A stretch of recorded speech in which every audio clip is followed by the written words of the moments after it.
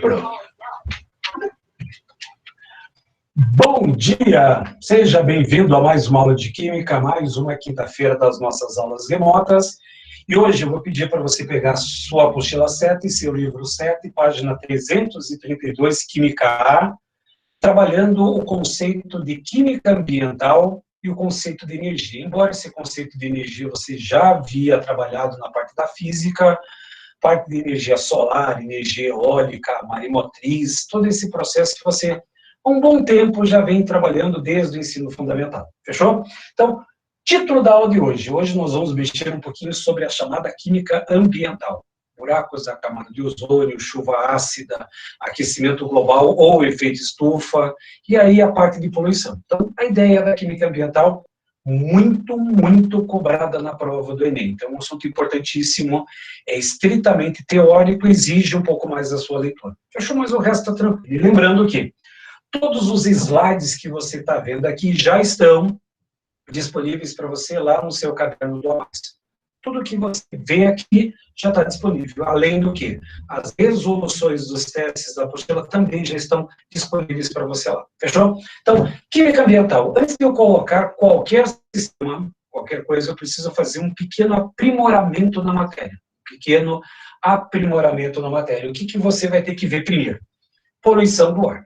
Então, é um tema bem recorrente, fácil de leitura, você está acompanhando isso de forma geral, inclusive tem lá queimadas no Pantanal, queimadas na Amazônia, parte da poluição do ar, para quem tem rinite, sinusite e aquele combo completo do sistema respiratório, que muitos de vocês devem ter.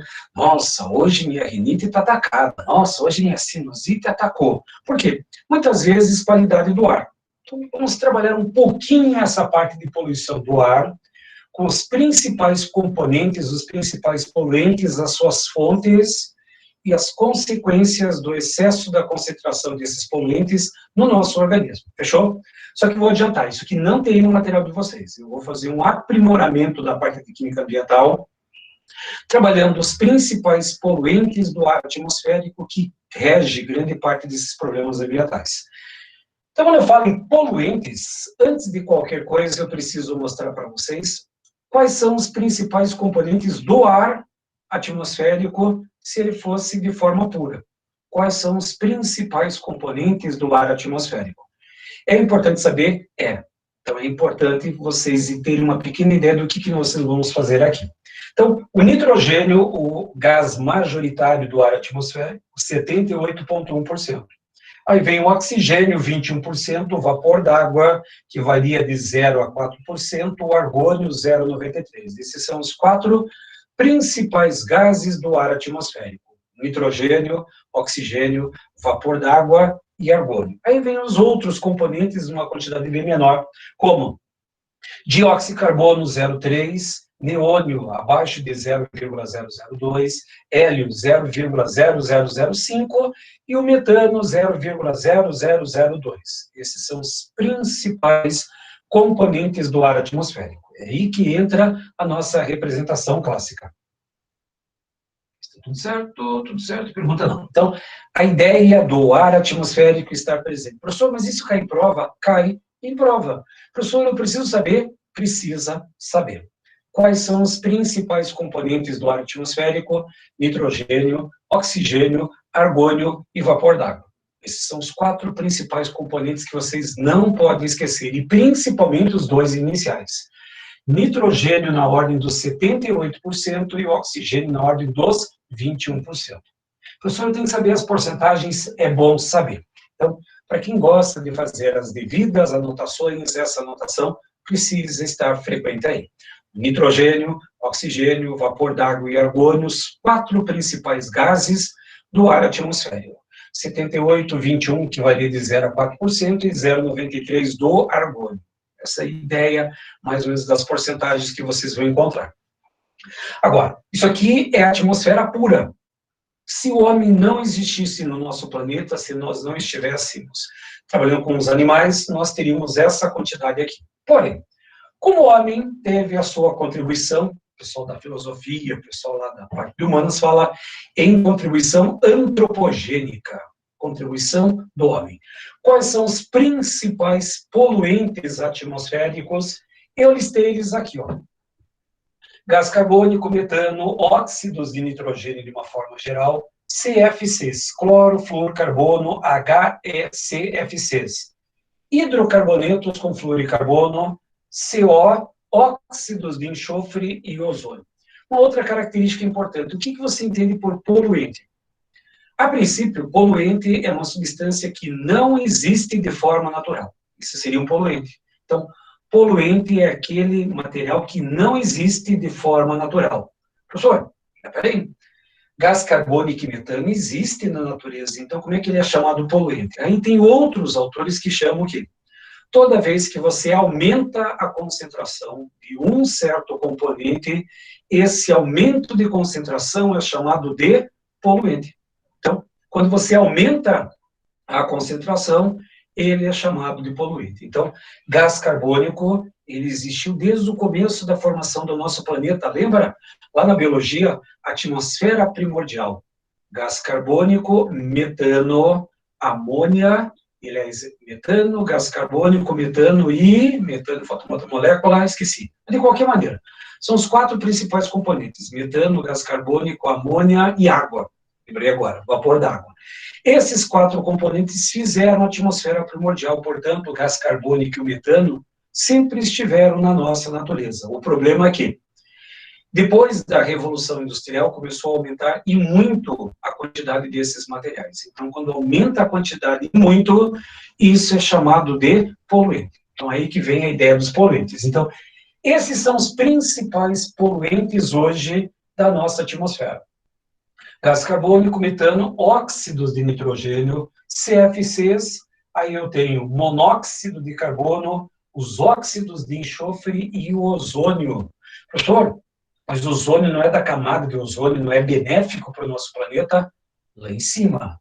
Quando o ozônio é formado na superfície, aí é um problema sério. Então, inclusive, é uma molécula bem tóxica. Então, lá em cima, nas altas camadas da atmosfera, ele é benéfico porque filtra os raios UV. Agora, quando ele é formado na superfície, ele é um poluente dos mais perigosos possíveis. Então, aí vem a nossa representação. Tem alguma pergunta?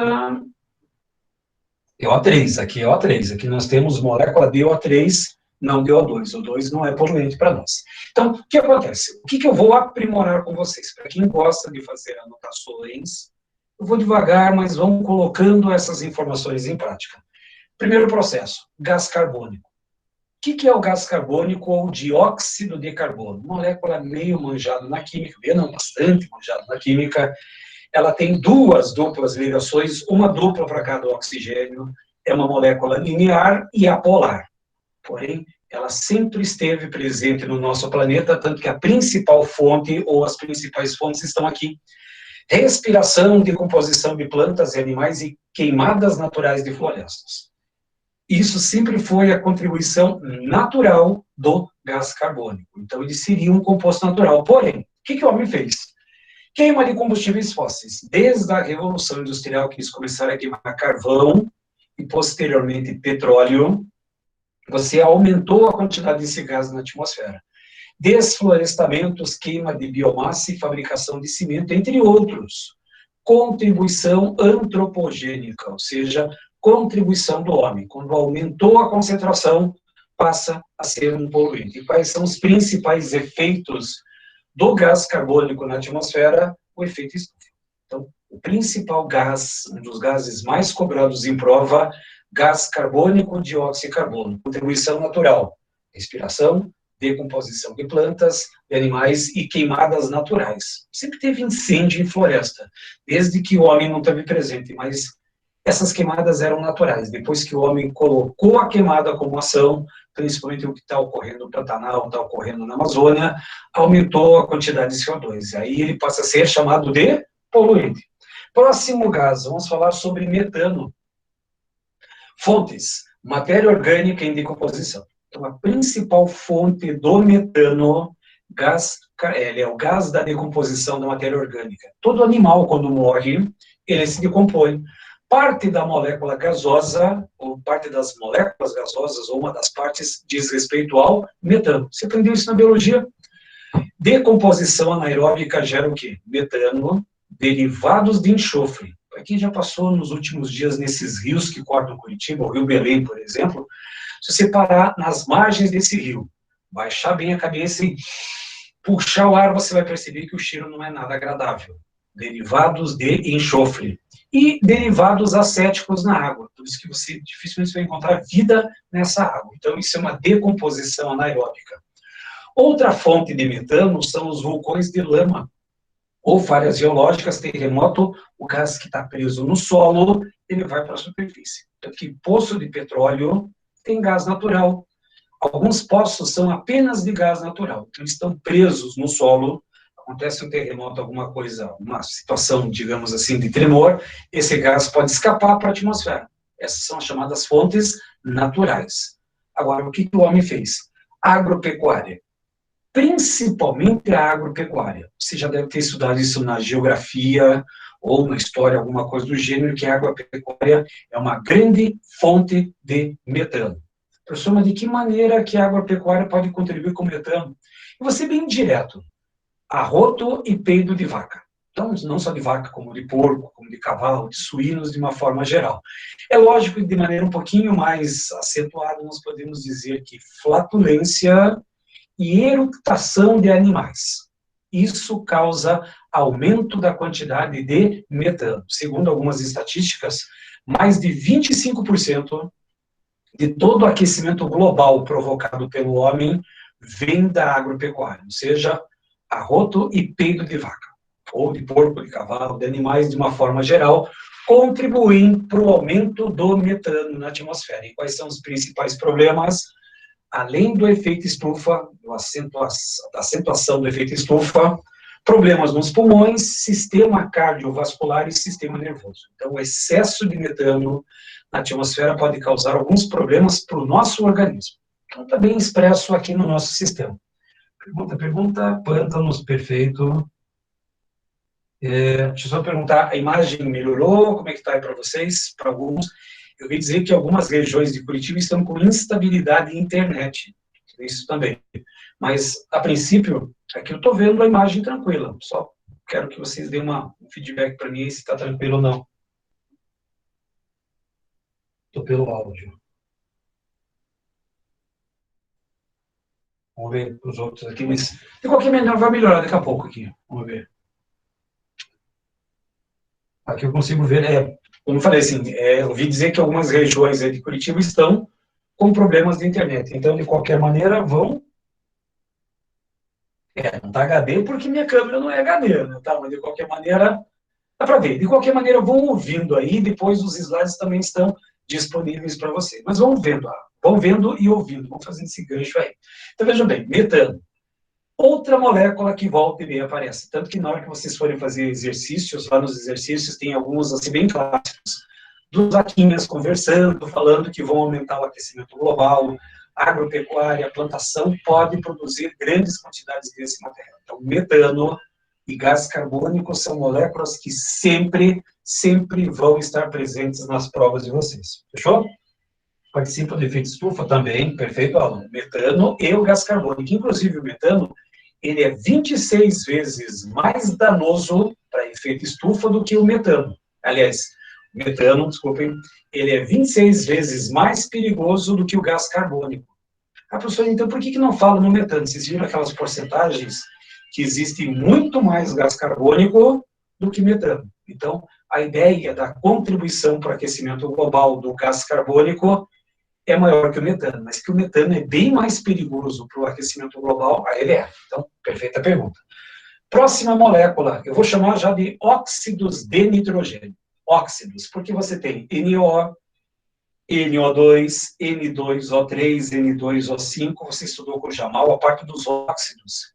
Monóxido de nitrogênio, dióxido de nitrogênio, trióxido de dinitrogênio, N2O3, pentóxido de dinitrogênio. São os principais óxidos de nitrogênio que você encontra. Na natureza, você vai encontrar incêndios florestais, relâmpagos e atividades microbianas dos solos. Isso é a função natural dos óxidos de nitrogênio. Porém, como é que o homem contribuiu com isso? veículos automotores. Na hora que acontece a explosão do combustível no motor, ele precisa de oxigênio, existe a câmara de combustão. Então, você coloca o combustível, aí por através de um processo, o ar atmosférico é sugado para dentro do motor. Só que ele suga o ar, e 78% do ar atmosférico é constituído do quê? De nitrogênio. Esse nitrogênio, ele reage com oxigênio pela faísca da vela do motor, formando óxidos de nitrogênio. E esses óxidos de nitrogênio, eles saem do escapamento e podem causar uma série grande de problemas ambientais, começando com inflamações do sistema respiratório, chuva ácida e problemas na agricultura, porque ele destrói a molécula de clorofila. Então, tem alguns problemas sérios causados pelos óxidos de nitrogênio. E um dos óxidos de nitrogênio, o NO2, ele é visível. Ele apresenta uma coloração marrom, acastanhada, para alguns que chamam. Tanto que quando se sai do bairro, por exemplo, grande parte de vocês mora ali na região do Boqueirão, Aura, essas coisas do gênero. Quando você vai para o centro, e para quem vai pela Marechal, na hora que você sobe aquele viaduto, você vê o centro de Curitiba. Se vocês observarem, se bem que agora, faz uns dias que não chove, dá para perceber. Você percebe que o horizonte ele tem uma coloração castanha. O que é essa coloração castanha? É poluição. E um dos componentes dessa poluição é o dióxido de nitrogênio. Ele é formado no motor pela combustão de qualquer combustível que se coloca lá dentro. Álcool, gasolina, óleo diesel, qualquer coisa que você queima, vai trazer a mistura do ar e vai pegar o nitrogênio. E além dos automotores, usinas termoelétricas, siderúrgicas e os incêndios florestais, que é a contribuição natural.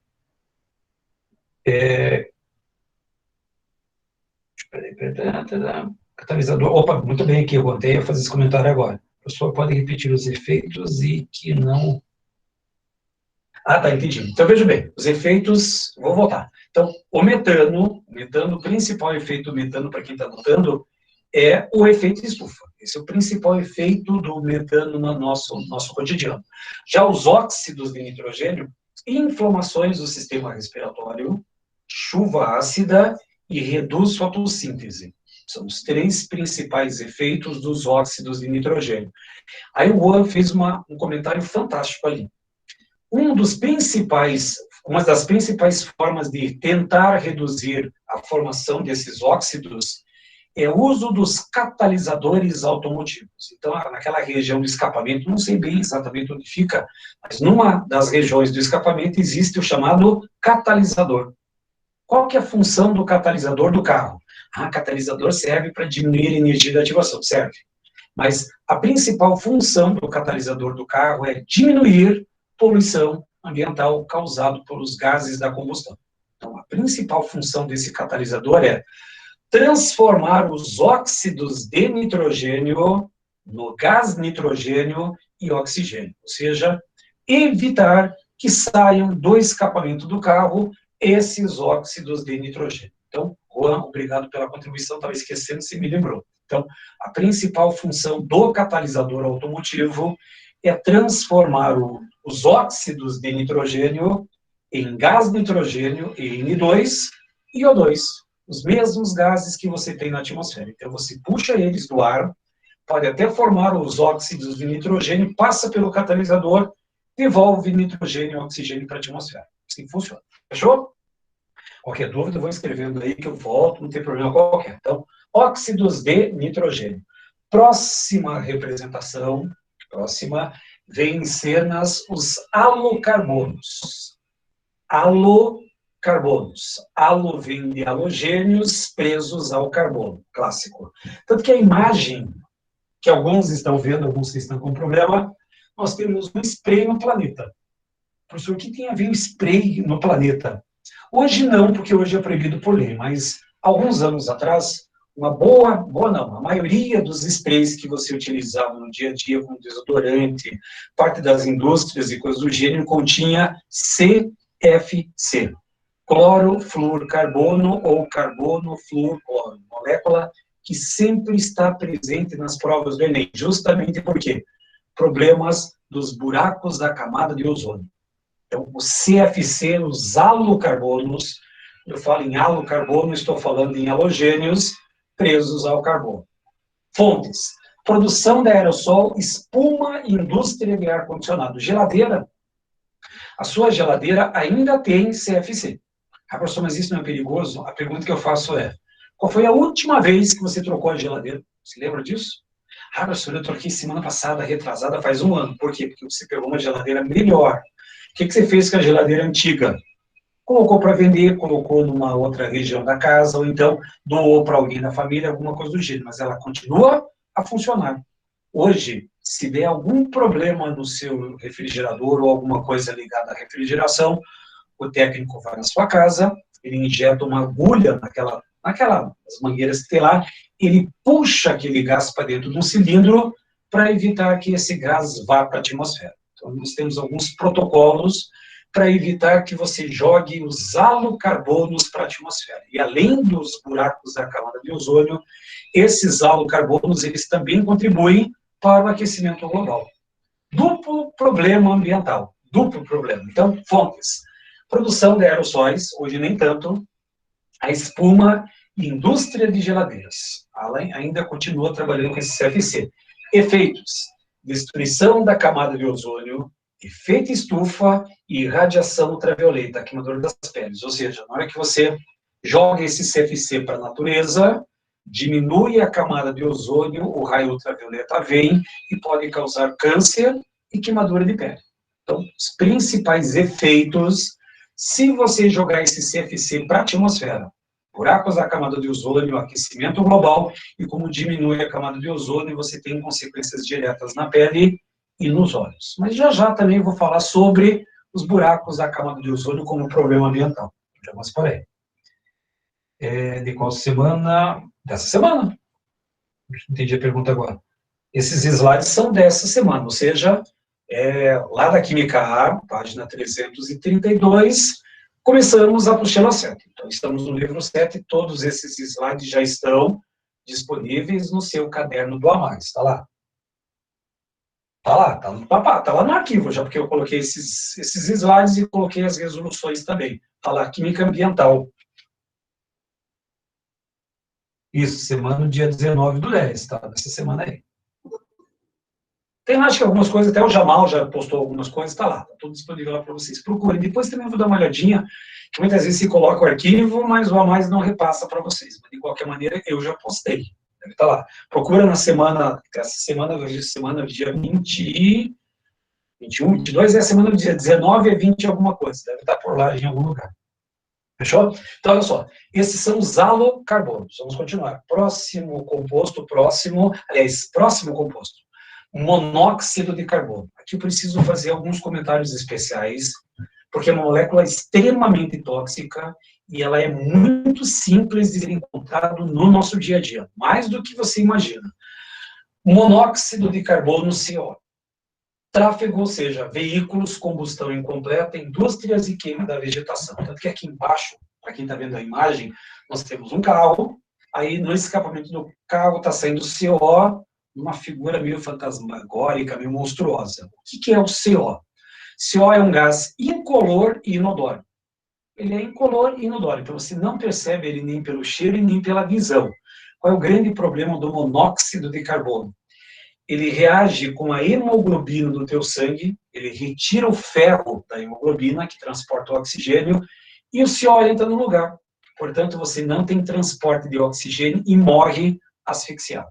A chamada morte branca. Se vocês quiserem depois pesquisar no Google, morte branca causada por CO. Professor, mas isso é comum nos dias atuais? Diminuiu, ainda bem, mas há um tempo atrás, para quem tem em casa aquecimento a gás, o aquecedor a gás, se você olhar, analisar hoje, o seu aquecedor, para quem mora em apartamento, é mais fácil para analisar. O seu aquecedor está dentro do apartamento, lógico, você não tem como colocar o aquecedor fora do prédio. Só que esse aquecedor, ele está acoplado a uma chaminé. Então, quando acontece a combustão, os gases da combustão, eles saem para fora do prédio e se dissipam pelo ambiente. Até sem problemas, a legislação permite. E se vocês observarem onde fica o aquecedor, provavelmente na parte de baixo deve ter alguma abertura para o ar entrar.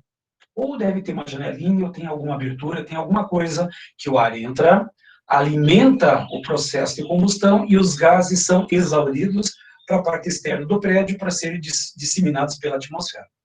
Só que nem sempre foi assim. Alguns anos atrás, bons anos atrás, o aquecedor a gás não vinha com a chaminé. E aí o que acontecia? Principalmente no inverno, frio de rachar, aí você ia tomar banho, se colocava o aquecedor a gás na temperatura máxima possível, fechava a janela ali da lavanderia onde ficava o aquecedor. Fechava a porta, fechava todas as janelas da casa e ia tomar banho. Na hora que você colocava o gás para queimar, o oxigênio reagia e produzia monóxido de carbono. Professor, mas como é que a pessoa não percebia? Não percebe. Ele é um gás incolor e inodoro.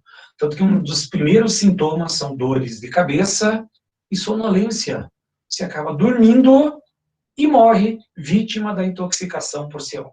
Então, é um gás problemático. Então, para quem tem aquecedor de gás dentro de casa, perceba que tem que ter uma entrada de ar e tem que ter uma saída desses gases, para evitar problemas. Mas isso não acontece nos dias atuais. Se vocês procurarem, não muito distante daqui, e não muito tempo atrás, uma família inteira, uma tragédia aqui no norte do Paraná, em que eles fizeram o seguinte tipo de estratégia. Estava frio, eles compraram uma lata grande de metal, foram no posto e compraram etanol, álcool de posto. Colocaram dentro dessa lata e acenderam. E aquele álcool ficou queimando, tipo uma lareira a álcool. Só que é uma lareira que vai queimar grandes quantidades de álcool e isso exige grandes quantidades de oxigênio. Casa fechada, um sábado à noite, frio, você no sofá com cobertinha, assistindo um filme, naturalmente isso já te dá sono, naturalmente.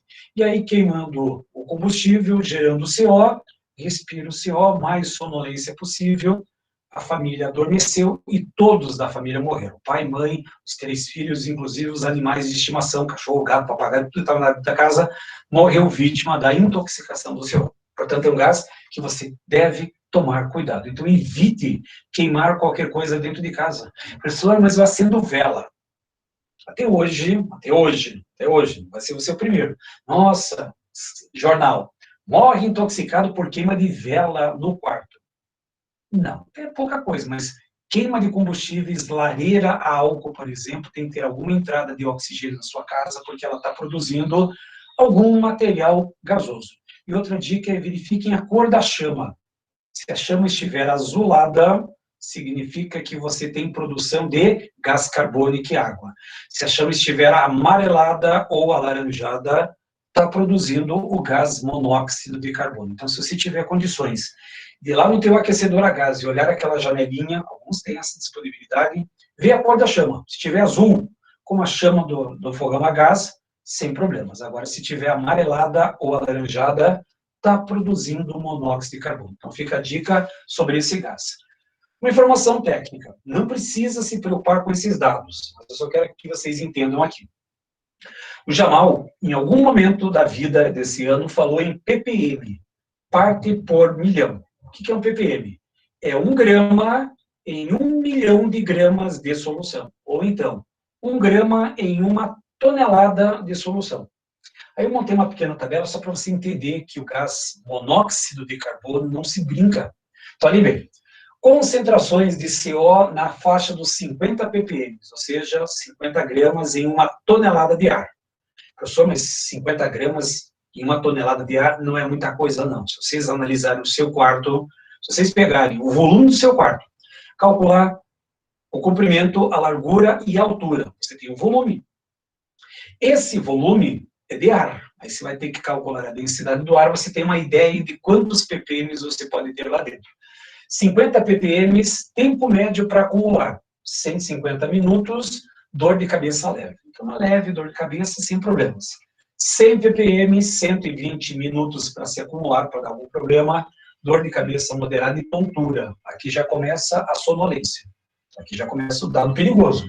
250 ppm, 122 horas para se acumular, então tempo grande, dor de cabeça severa e tontura, mais sono ainda. 500 ppm, 90 minutos para se acumular, náuseas, vômitos e colapso. 1000 ppm, 1 hora para se acumular, entra em coma, desmaia. E 10.000 ppm, 5 minutos para acumulação e morte. Então, é um gás que você vai ter que tomar muito cuidado, muito cuidado. Situação que, mas veja bem, isso aqui é conhecimento geral. Então, na hora que você vai instalar, tem lá a parte do manual. O brasileiro tem o hábito de, quando compra alguma coisa, ler o manual. Quando compra remédio, ler a bula. Vocês não têm esse hábito de sempre ler o manual e ler a bula do remédio quando compra? Não, vocês não têm esse hábito, não. Geralmente você já pega o manual, já coloca na tomada, já vai lendo e vai aprendendo com o tempo. Mas deveria ler o manual, deveria ler a bula, as instruções que as coisas trazem. Mas agora você já tem esse conhecimento. Por isso que muitas vezes esse conhecimento é para a vida, não só para vestibular, é para a vida. Recursos aí podem muitas vezes matar pessoas. É o que acontece muitas vezes nos Estados Unidos, no hemisfério norte. Está muito frio, temperaturas negativas, -10, -15. Se você sair de manhã com o carro sem o devido aquecimento, a água do radiador congela e você para no meio daquele frio.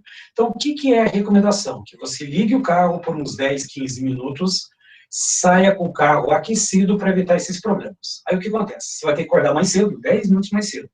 Aproximadamente 10 minutos, uma diferença tremenda para acordar de manhã, correto?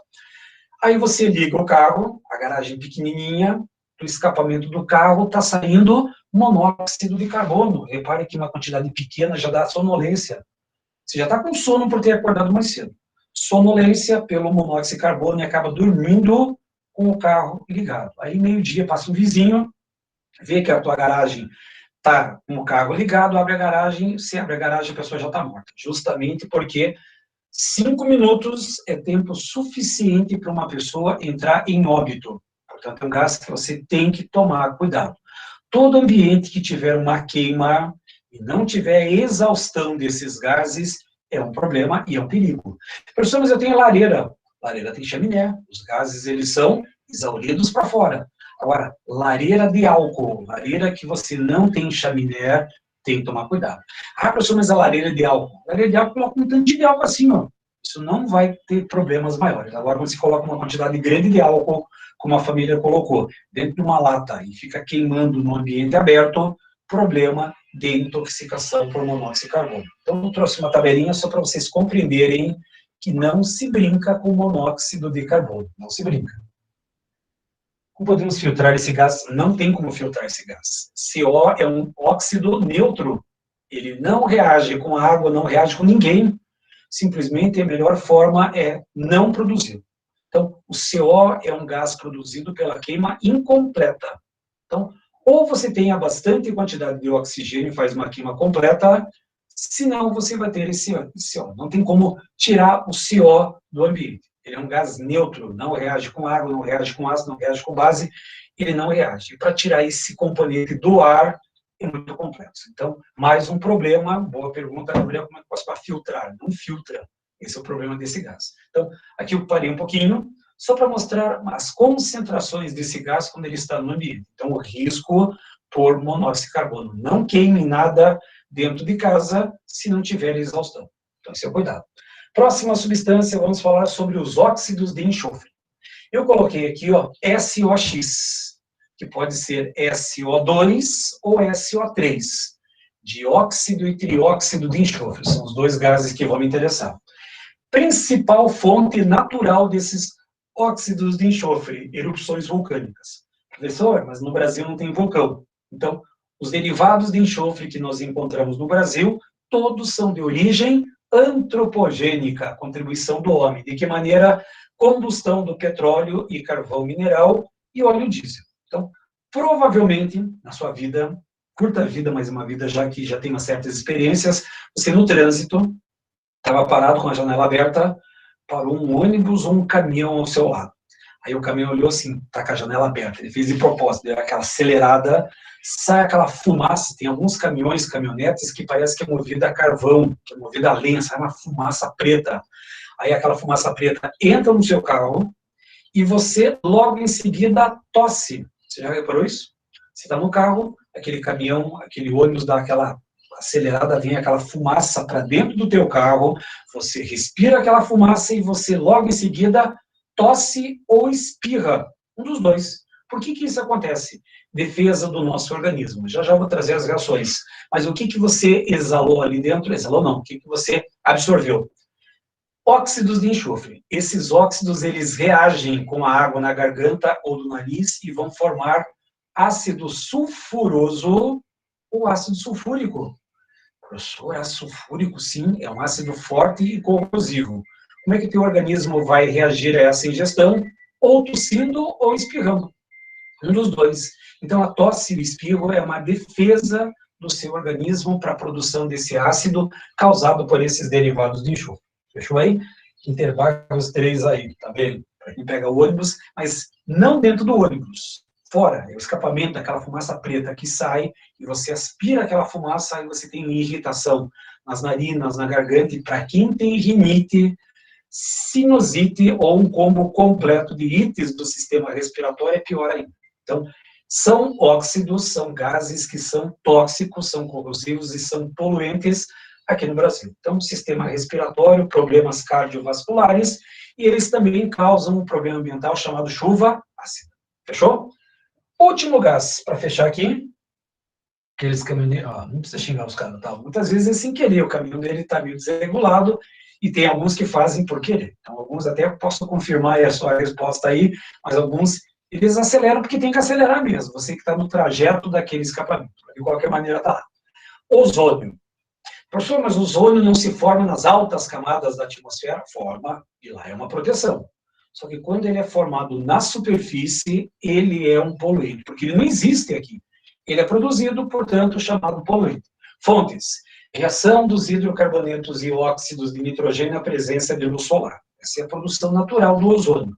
Efeitos: irritação nos órgãos e vias respiratórias e cuidado, envelhecimento precoce e corrosão dos tecidos. Não só da pele externa, quanto dos órgãos internos. Pulmão, estômago, intestino, tem uma série de problemas causados pelo ozônio quando ele é produzido na superfície. Então, o que eu comentei agora, esses slides que eu comentei, para quem está com problema de imagem, depois baixa o arquivo e dá uma lida. É só uma questão de leitura, é uma leitura simples, nada extraordinário. Não fala sobre estrutura da molécula, não fala sobre geometria, é aquilo, e eu já deixei de forma resumida para facilitar os seus estudos. O professor tem uma chance de cair em prova muito grande na prova do Enem. Eu faço uma aposta, está gravado isso aí, que pelo menos umas 2 ou 3 questões da prova do Enem vão cobrar sobre alguns desses poluentes que eu acabei de comentar e os seus efeitos na atmosfera, na nossa natureza e no nosso organismo. Isso pode cair em química, biologia, em geografia. Geografia fala muito sobre efeito estufa, aquecimento global, os efeitos que esses gases causam no nosso meio. Então, vai ter alguma questão, então é importante que vocês leiam depois com cuidado a sua apostila e os slides que eu estou apresentando aqui. Agora, começamos a aula sobre os problemas ambientais. Então, o que eu fiz? Eu achei algumas notícias referentes ao primeiro problema ambiental que nós vamos estudar. Opa, volta um pouquinho. Defesa Civil alerta para a possibilidade de chuvas ácidas no Paraná, isso que foi em 2017. Então, de 2017 até agora, nós não tivemos nenhum relato, pelo menos assim, relato, sobre chuva ácida aqui em Curitiba. Professor, mas já teve chuva ácida em Curitiba, poucos casos de chuva ácida em Curitiba. Isso quando acontece, porque nós temos uma redução drástica do pH da água. Outra frase: Paraná tem risco de chuva ácida para os próximos dias. Então, o que isso significa? Que o tema a ser estudado agora vai ser chuva ácida. Porém, informação técnica. Se eu fosse colocar numa prova, ou se fosse fazer uma entrevista, o que você entenderia por chuva ácida? Eu quase posso ler a sua mente. Você quer falar assim: chuva ácida é uma chuva que tem ácido. Tá? Isso não vale. A partir de qual pH, a partir de qual informação técnica, nós podemos considerar a chuva como sendo ácida? Aí entra em cena a nossa informação técnica aqui. Ó. Chuva ácida, ela sempre foi. Toda chuva foi ácida e sempre vai ser ácida, sem exceção. Muitas vezes você escuta o pessoal mais antigo, avó, bisavó, fala assim: na minha época, a água da chuva dava para tomar de tão pura que era. Mentira! A água da chuva sempre foi ácida. Desde os tempos do nosso tataravô, que estava numa árvore, que caiu da árvore e ficou com 2 pernas, lá a chuva já era ácida. E vai ser ácida se porventura um meteoro vir, acabar extinguir com a raça humana daqui a 200, 300, 500 anos, a água da chuva continua sendo ácida. Por quê? Porque a água da chuva não tem um pH 7. E por que ela não tem um pH 7? Porque nós temos gás carbônico na atmosfera. Esse gás carbônico você já estudou, com Jamal. O gás carbônico é um óxido ácido. E óxido ácido, quando reage com água, produz o quê? Um ácido. Que ácido que é produzido? O ácido carbônico. Só que o ácido carbônico é um ácido fraco e instável. O gás carbônico, aliás, o ácido carbônico, ele volta a formar gás carbônico e água.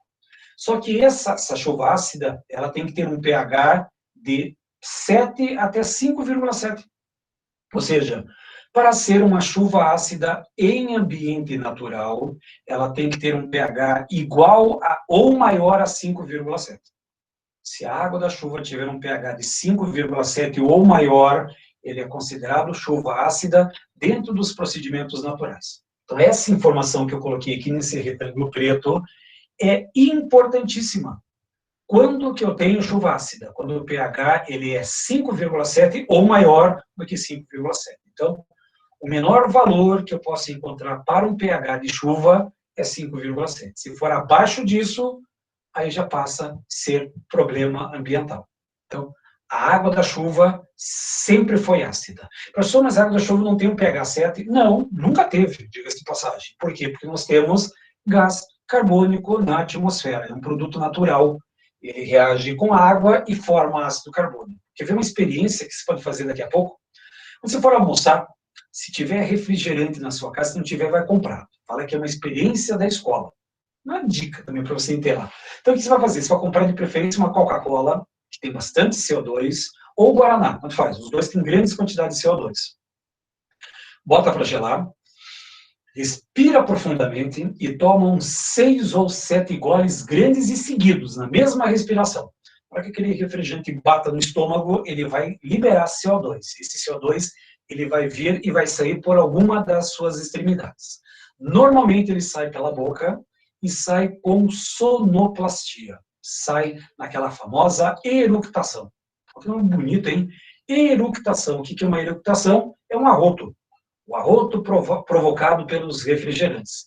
No universo masculino, isso é muito audível, porque as meninas falam que esses meninos são uns porcos, ficam arrotando alto. Todo mundo vai arrotar nessa situação, todos. Só que a experiência não é essa. A experiência é, você vai tomar o refrigerante, vai tomar esses goles grandes, na hora que você perceber que aquele gás está vindo, fecha a boca e arrote pelo nariz. Todo mundo já fez essa experiência alguma vez na vida, para quem já tomou refrigerante. Você está almoçando, de repente, se bate o dá aquele solavanco, aquele gás vem, se fecha pela boca e arrota pelo nariz para não fazer aquele barulho no shopping, por exemplo, na frente de alguém. O que acontece? Uma irritação nas narinas. As narinas, elas começam a arder. Tem gente que já fez, é muito ruim. O que você forma ali nas narinas? Ácido carbônico. Aquela irritação, aquela queimação que você tem nas narinas, nada mais é do que o ácido carbônico produzido quando o CO2 reagiu com água.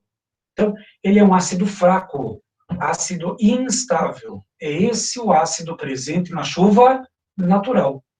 O problema é, depois da Revolução Industrial, quando o homem começou a queimar carvão e posteriormente começou a queimar petróleo, aumentou a quantidade de CO2 e aumentou a quantidade de outros óxidos que vão formar ácidos bem fortes, como ácido nítrico e sulfúrico. Como é que você tem a formação desses ácidos? Está aqui, ó. A chuva ácida, em ambiente poluído, ele é causado por 2 ácidos fortes. Professor, eu tenho que saber isso? Isso é obrigatório. Quais são os 2 ácidos presentes na chuva ácida em ambiente poluído? Ácido nítrico e ácido sulfúrico. Professor, como é que eles são formados? Eu trago aqui, é muito raro, a não ser quem vai fazer prova discursiva de alguma parte ambiental, mas isso aqui é importante para vocês compreenderem. Como é que eu formo os chamados óxidos de nitrogênio que vão formar a chuva ácida? Simples. Como eu falei, motores. Na câmara de combustão, motores que tem a parte de combustão. Então, na hora que você vai fazer a combustão, o motor ele faz a sucção do ar atmosférico, e do ar atmosférico, 78% é nitrogênio. O nitrogênio reage com oxigênio pela faísca da vela do carro e produz óxido de nitrogênio. Esse óxido de nitrogênio reage com oxigênio e vai produzir dióxido de nitrogênio. E aí que vem o problema. O dióxido de nitrogênio reage com a água, presente nas nuvens, presentes na umidade do ar, e vai formar ácido nítrico, que é um ácido forte e corrosivo, e ácido nitroso. Só que o ácido nitroso é um ácido fraco, então ele não é o problema, mas o problema é o ácido nítrico. Então, da onde que vem a formação do ácido nítrico da chuva ácida? Talvez muitos de vocês, ou até a maioria, nunca tinha visto essas reações. A chuva ácida, quais são os ácidos da chuva ácida? Nítrico e sulfúrico. Da onde que vem o ácido nítrico? Combustão interna. Carros movidos a combustão. Qualquer carro, caminhão, ônibus, barco, que envolve combustão, precisa do gás oxigênio. Só que juntamente com o oxigênio vem o quê? Nitrogênio. O nitrogênio reage produzindo monóxido. Esse monóxido reage com oxigênio formando dióxido de nitrogênio.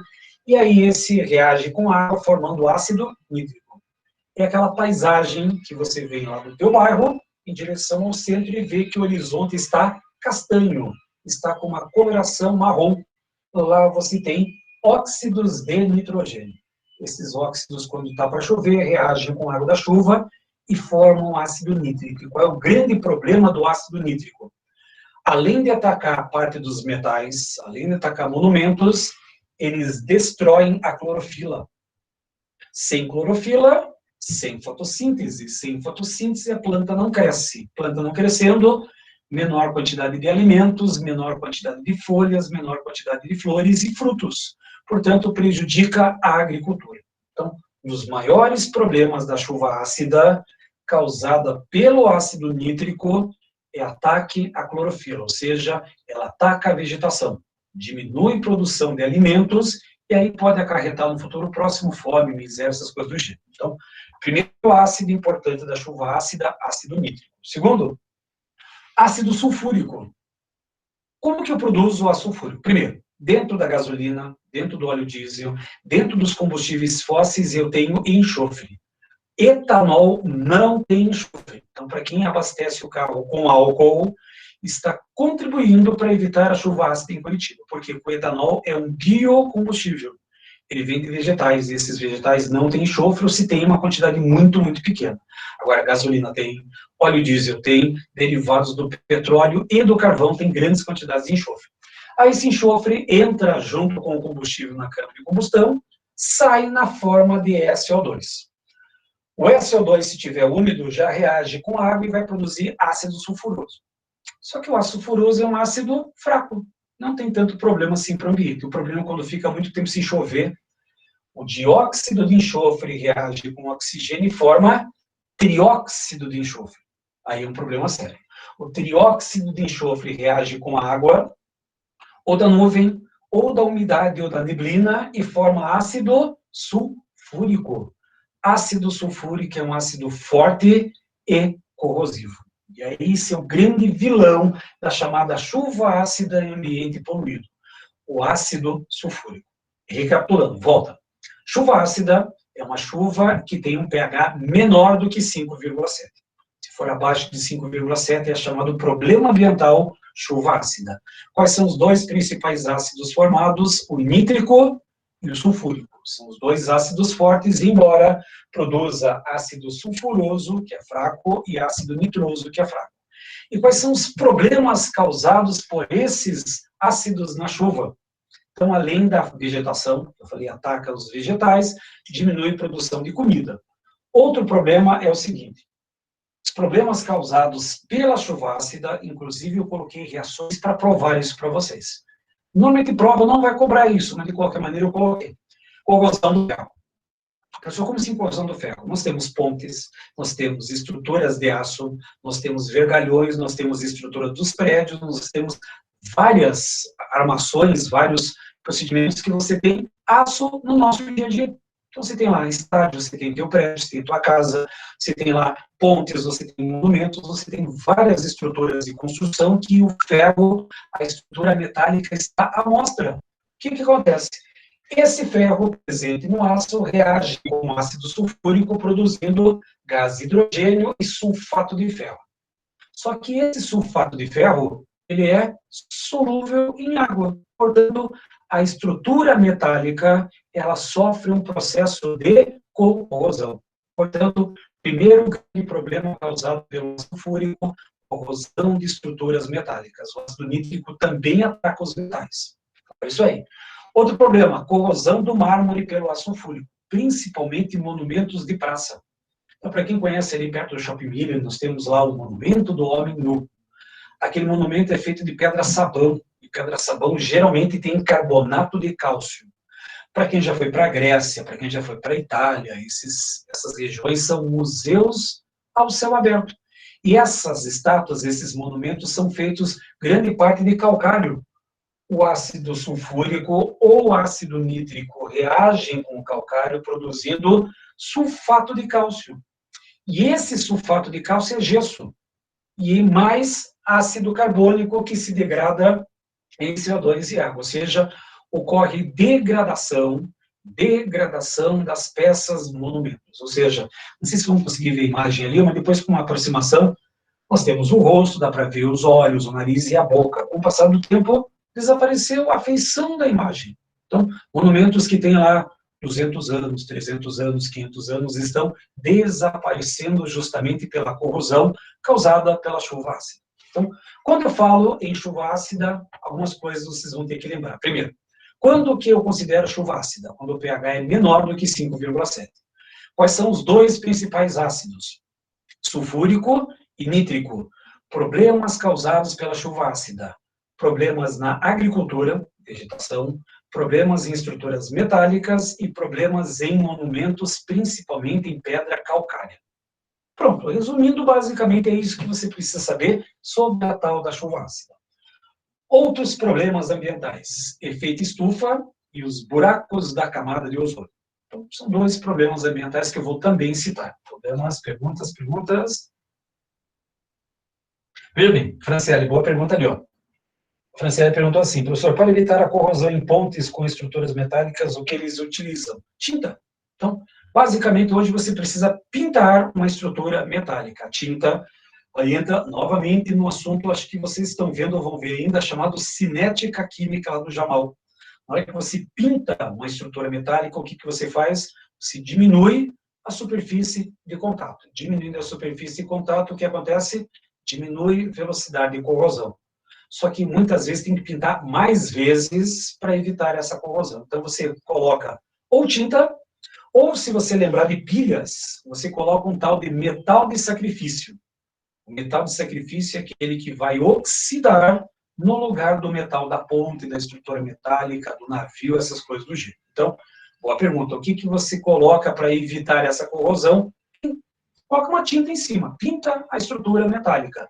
Diminui a superfície de contato, diminui essa corrosão. Só que tem gasto, o problema é a agricultura. O que você pode fazer para evitar que uma chuva ácida caia sobre um pé de alface? Tem que cobrir, só que cobrir envolve custo, aumenta muito o custo, fica um pouco mais complicado. Mas, ótima pergunta. Quem fez a pergunta foi a Franciane. Boa pergunta, Franciane. Agora, vamos começar com o efeito estufa. Primeiro, uma imagem bem simples, tem um negócio a refletir. Então, primeiro, o que é o efeito estufa em termos naturais? Eu vou colocar duas imagens aqui. Provavelmente, na sua vida, você já viu uma estufa para a produção de vegetais, de flores, essas coisas do gênero. Então, se você entrar numa estufa, você vai perceber que dentro da estufa é mais quente do que a parte externa. Por quê? Porque o sol, e aí vem um problema, o sol, ele não queima. O sol é um processo de fusão nuclear, não está pegando fogo, é fusão nuclear, são processos distintos. A queima envolve eletrosfera, e a fusão nuclear envolve o núcleo, um processo de radiação, de radioativo. Então, a energia que o Sol emite, tem vários tipos de energia, ondas curtas, ondas grandes, aí você tem infravermelho, ultravioleta, tem várias radiações.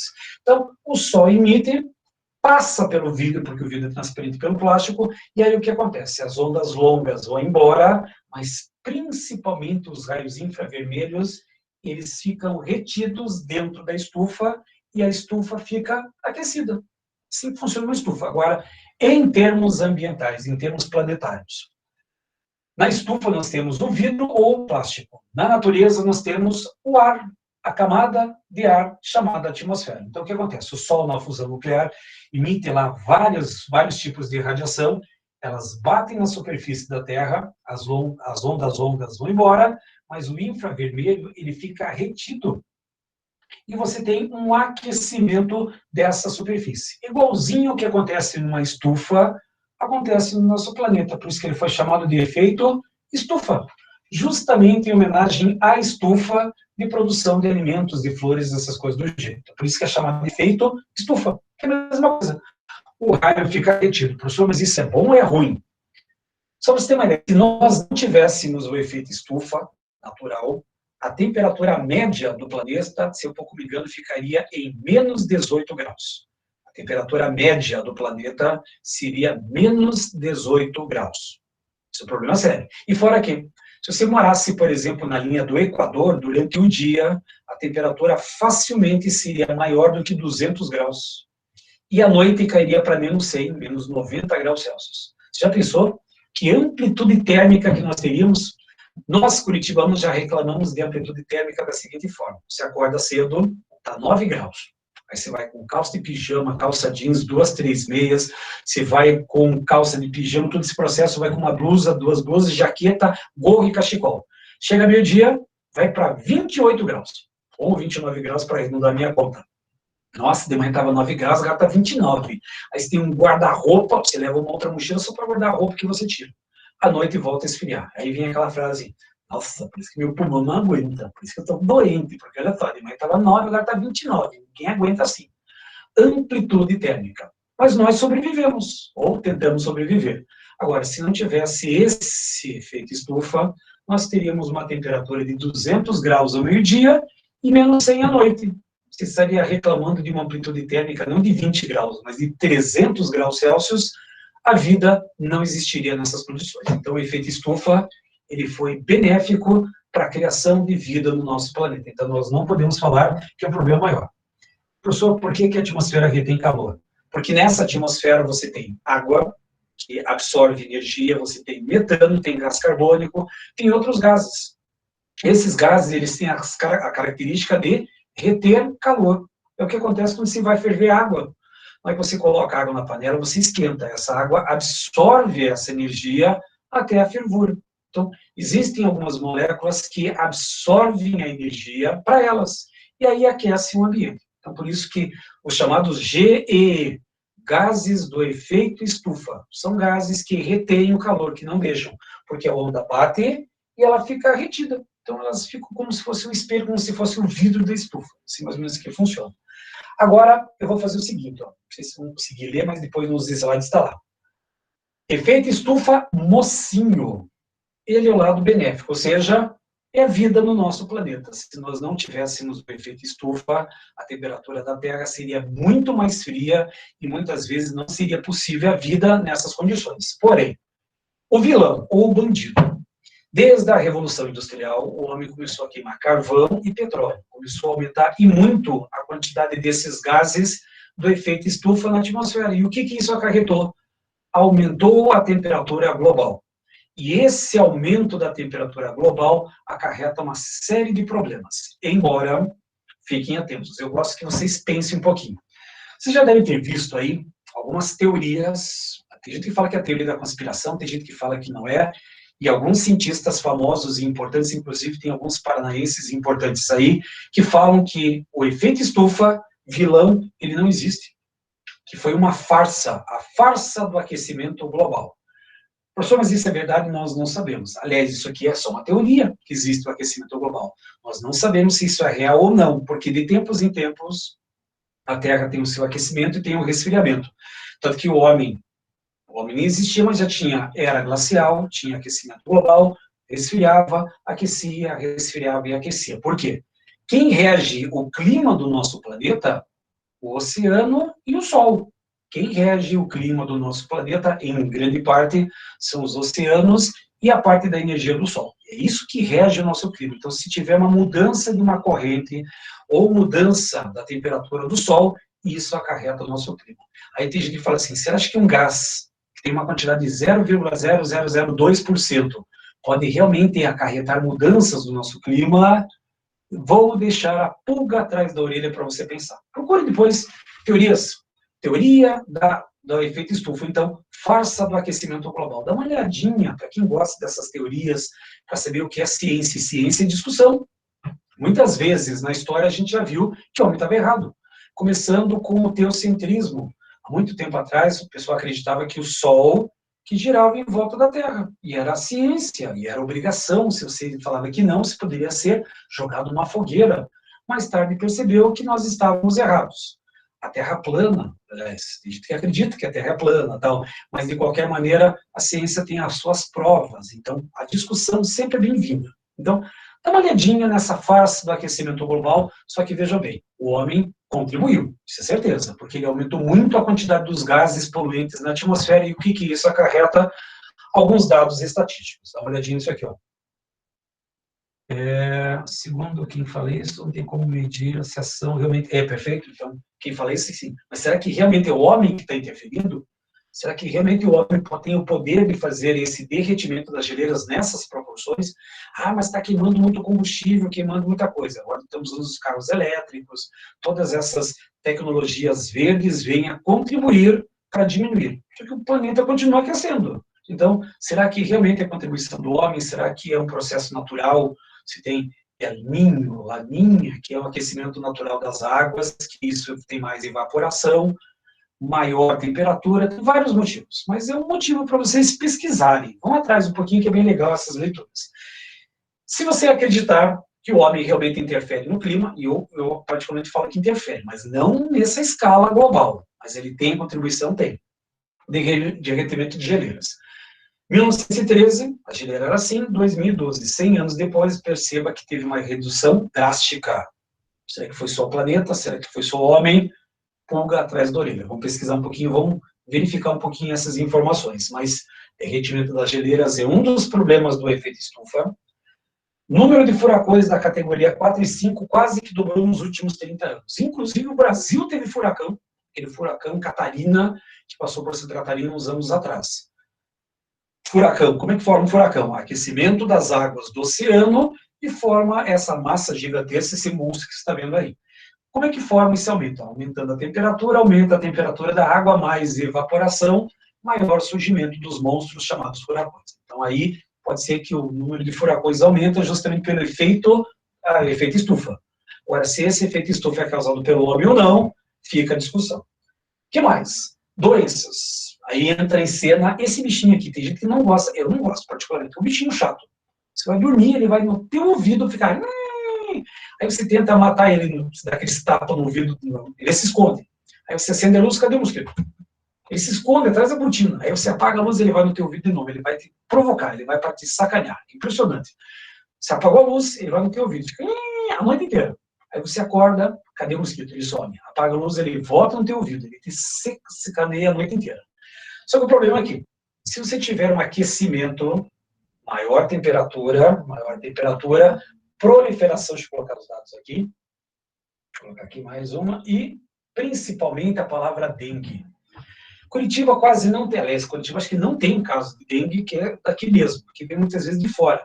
Por quê? Porque aqui é frio, e o mosquito não gosta muito do frio, mas como tem um aquecimento global, aquecimento, efeito estufa, aumentando a temperatura, ele se adapta muito bem nesse calor. Então, mais de uma família de insetos vai se beneficiar, ou seja, a proliferação de insetos.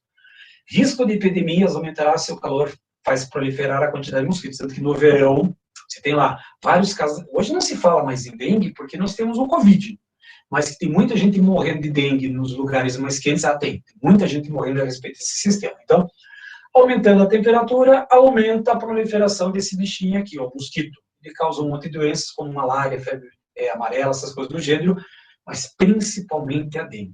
Se vocês olharem no ano passado, quantas pessoas morreram de dengue? Muitas pessoas. Então, é um problema sério, um dos efeitos do chamado aquecimento global. Inundações em certas regiões, porque como tem aquecimento, maior evaporação, maior quantidade de chuva numa mesma região, e essa chuva causa inundações em outros pontos, desertificação, inundação com desertificação, diminuição de comida, fome e miséria. Então, resumindo, quais são os principais problemas causados pelo efeito estufa? Aí você tem furacão, derretimento de geleiras, aumento do nível dos oceanos, inundações, desertificações, fome e miséria. Então é meio triste essas informações, mas é o que está acontecendo no nosso planeta e você tem que ficar a par. E, finalmente, os buracos da camada de ozônio. Vai ter meu tempo também. Buracos da camada de ozônio. Tá aí. Estamos perdendo a proteção. Nunca na história da humanidade teve tanto casos de câncer de pele como está acontecendo nos últimos 10 anos. Por quê? Professor, porque o sol está mais forte. Até pode, mas é difícil. O aumento da irradiação solar acarreta problemas muito maiores do que uma queimadura de pele, muito maiores. Então, o aumento da intensidade do sol aumenta a temperatura do planeta, aumenta a quantidade de águas, mais tempestades, aí entra o efeito estufa real, aí o problema fica um pouco mais embaixo. Agora, os buracos da camada de ozônio, perdemos a proteção natural. Então, aí o que é essa proteção? Então, para vocês entenderem um pouquinho melhor. Primeiro, o que é a camada de ozônio? Então, o que é o ozônio? O ozônio é um gás levemente azulado, com odor bastante forte. Talvez você já sentiu o cheiro de ozônio quando tem tempestade elétrica. Então tem aquela chuva. Tem muita gente que fala assim, adoro o cheiro da chuva. Não é bem o cheiro da chuva que você sente. Na hora que a chuva bate no solo, levanta alguns fungos. O que você sente, aquele cheiro de terra molhada, na verdade são alguns fungos que estavam presentes no solo. Agora, quando tem tempestade elétrica, raios, relâmpagos, trovões e tal, você sente o ar com um cheiro diferente. Nossa, o ar tem um cheiro diferente. O que é esse cheiro? Ozônio. Muitos raios, relâmpagos têm a produção de ozônio. Ou então, sabe quando você vai puxar alguma coisa da tomada? Então, tem uma preguiça, tá sentada lá, você pega pelo fio e puxa. Na hora que você puxa, sai aquela faísqueira da tomada, logo em seguida vem um cheiro desagradável. Que cheiro desagradável que é esse? Ozônio. É lá que você tem a produção de ozônio. Situado na estratosfera de 10 a 50 quilômetros da superfície terrestre. É essa camada que protege, e que ainda vai proteger por um bom tempo, dos famigerados raios UV. Professor, o que é UV? Ultravioleta. E como tem vários comprimentos de onda nesses raios UV, nós classificamos em UVA, UVB e UVC. São os três principais que vocês vão encontrar. Então, como a camada de ozônio protege a Terra? Então, nós temos uma camada, o raio ultravioleta vem do Sol, ele bate nessa camada e filtra. Simplesmente não deixaria, hoje está deixando, passar esses raios UV. Para quem tem problemas de pele, quando entra no Sol, como eu, por exemplo, você não fica bronzeado, você fica vermelhão, você parece um camarão que saiu da água, você fica rosa, parece um boto cor-de-rosa. E aí, o que você precisa? Precisa usar protetor solar e uso bloqueador. É uma coisa um pouco mais forte. Eu tenho que usar um bloqueador 90 e tem que passar 2 camadas e ficar uns 3, 4 dias de calça, camiseta, gorro e luva, para não pegar o sol direto, senão sai queimado igual esses caras aqui. Agora, para quem tem uma pele com bastante melanina, eu tenho uma inveja branca, tá? Para quem pessoas que têm melanina. Então, a pessoa que vai no sol, fica 5 minutos no sol, já fica bronzeado. Ou então fica embaixo de uma árvore, nem pega sol, já pega a cor. Mas, de qualquer maneira, é perigoso mesmo para as pessoas que têm uma pele mais resistente ao sol. Eu nem passo bronzeador porque eu já tenho uma pele mais escura, já tenho uma pele mais bronzeada. Não tem problema, você vai pegar câncer de pele da mesma forma como uma pessoa, eu acho que uma pessoa que tem uma pele mais clara, tem uma chance muito, muito maior de adquirir um câncer de pele que uma pessoa que tem uma pele mais escura. Por quê? Porque temos alguns fatores de proteção já natural na pele. Então, o que acontece? Você vai para o sol, não temos a camada de ozônio, o raio UV vem direto, bate na tua pele. Mas eu vou fazer uma pequena outra informação técnica. O que é um UVA, um UVB e um UVC? Um pouco de física, talvez fica mais fácil para você compreender. Eu fiz uma pequena tabelinha, não precisa anotar. Isso aqui é só curiosidade, uma informação técnica. Todos esses raios, eles são ondas eletromagnéticas em certos comprimentos de onda. Normalmente a unidade do comprimento de onda é nanômetro. Então lá, comprimento de onda é em nanômetro. O UVA, de 320 a 400 nanômetros, não são absorvidos pela camada de ozônio e não possuem efeitos maléficos ao ser humano. Portanto, o UVA não tem problema nenhum. A camada de ozônio nem tem problema de retenção, mas quando bate no nosso corpo não acontece absolutamente nada. O problema está nesses dois aqui, o UVB e o UVC. O UVB, 280 a 320, são parcialmente absorvidos pela camada de ozônio. Eram parcialmente, porque agora nem camada de ozônio tem, passa direto. O que eles causam? Vermelhidão na pele e diferentes tipos de câncer de pele. Então, o UVB é um problema, por isso que se usa protetor solar. E esse protetor solar, ele tem que bloquear o UVB e o UVC. Tem que bloquear essas duas últimas radiações de ultravioleta. Por quê? Porque essas radiações que causam câncer na pele e problemas na visão. O UVC, totalmente absorvido pela camada de ozônio. Melhor, ela, né? Porque agora, como não tem camada, passa direto. Podem danificar a córnea. Então, problemas de visão e problemas de câncer de pele, além da queimadura. Então, para quem já teve alguma queimadura de sol, que foi para a praia, foi para algum lugar, não se protegeu direito, ficou queimado, aquela queimadura de sol demora e arde, que é uma coisa só, parece um robô depois andando, você não pode se mexer. Queimadura do sol. E se você repetir essa queimadura por várias vezes, pode desenvolver um câncer de pele e problemas sérios de visão. Sérios de visão. Se nós não temos a proteção da camada de ozônio, precisamos nos proteger. Tanto que eu faço a pergunta: quem de vocês que está aí no outro lado da tela usa de forma diária protetor solar? Quem de forma diária usa protetor solar? Hoje eu posso quase apostar que uma boa parcela de vocês foi dizer que sim, eu uso protetor solar. Agora, tem gente que não usa com frequência. Ah, porque a gente está em Curitiba, porque Curitiba, a maior parte do tempo é nublado, nem sol tem. Precisa usar. Protejam a pele desde nova. Vocês agora estão na flor da idade, que tem a pele que parece uma cutis de um pêssego lisa, linda, maravilhosa, não tem estria, não tem celulite, não tem absolutamente nada. Cuidem agora. Pessoas que têm uma idade um pouco mais avançada, vocês vão lembrar, e vocês vão perceber isso na pele, literalmente na pele, que o colágeno, com o tempo, ele não vai mais se recuperando. Então, quando vocês têm uma pele muito lisa, agora tem uma pele nova, qualquer machucadinho, 2, 3 dias já está cicatrizado. Uma pessoa de idade, por exemplo, com 70, 80 anos, faz um ferimento, leva tempo para cicatrizar, porque não tem a reposição de colágeno. E aí você está incidindo luz ultravioleta, você pode desenvolver doenças de pele e envelhecimento precoce da pele. Por isso que é recomendado que vocês usem protetor solar, no rosto, nas mãos, nas partes que ficam incididas ao sol. Então fica um pequeno alerta aí. Tem algumas informações...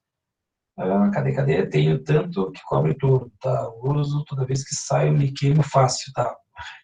A Clara tem o nome bem claro, né? Então, desculpa a parte aí, mas para quem tem a pele clara, né, Clara, que se queima com facilidade, tem que tomar esse cuidado. E fora que queimaduras repetidas podem desenvolver manchas de pele.